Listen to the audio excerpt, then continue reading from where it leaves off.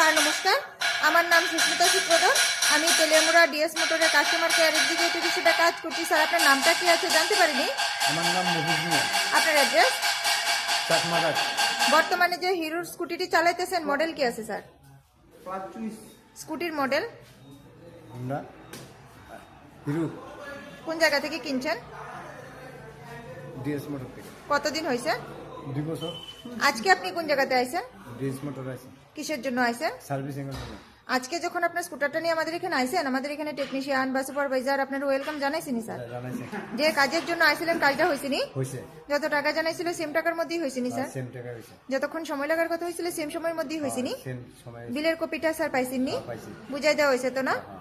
আচ্ছা, আপনার সাইকেলে যে টেকনিশিয়ানে কাজ করছে ওনার কাজটা কেমন লাগছে স্যার? ভালো লাগবে।